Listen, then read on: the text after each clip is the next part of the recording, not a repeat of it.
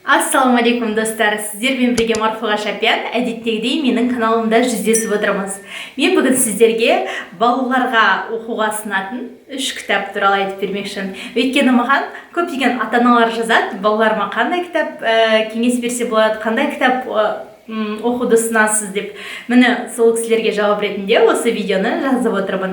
Ең алдымен әрине ол біздің қазақтың әйгілі балалар жазушысы Бердібек Соқпақбаевтың «Менің атым Қожа» кітабын ұсынар едім. «Менің атым Қожа» кітабы бұл бір біздің балалық шағымызда бізге жолдас болған және біздің ата-аналарымыздың оқыған керемет тамаша туынды. Бұның кезінде білесіздер, тіпті Абдолла Қарсақбаев «Менің атым Қожа» атты тамаша фильм түсірді. Енді негізінен Бердібек Соқпақбаевтың бұл туындысы жазылғанына 50 жыл өтсе де, әлі де балаларға бір керемет көңіл күй сыйлайтын, тіпті балаларды сонау жайлауға алып баратын сұлтан мен қызықтары, мұның барлығы қазіргі балаларға да қызық болады деп ойдам. Егер осы кітапты оқытып шыққаннан кейін артынан фильмін де бірге балаларыңызбен қарауларыңызға болады.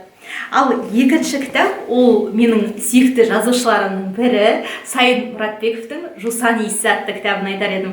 Жусан, енді бұны кітап деуге келмес, бұл әңгіме, және бұл «Жусан иісінің» ішінде «Жабай алма» секілді повестері бар. Сондықтан ол екеуін де оқыса, балаларға керемет әсер етеді деп ойлаймын. Әсіресе «Жусан иісіндегі» Аянның оқиғасы, ертегіш Аянның оқиғасы, оның қиялына ерік беруі, арманына ұмтылуы, бұл тек қана ол шығармадағы кейіпкерлерді ғана емес, қазіргі балаларды да армандауға, қиялдауға, немесе бір ауыр тағдырлардың бар екенін көрсететін сондай бір керемет туынды деп айтар едім.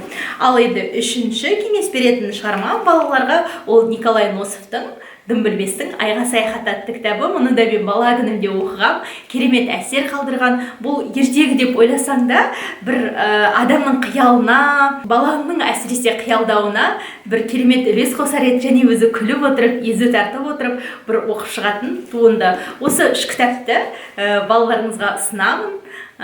Каналыма жазылып қойыңыздар. Егер осы 3 кітапты оқыған болсаңыздар, міндетті түрде осы видеоның астына пікір жазыңыздар. Каналымда келесі кездескенше аман сау болыңыздар.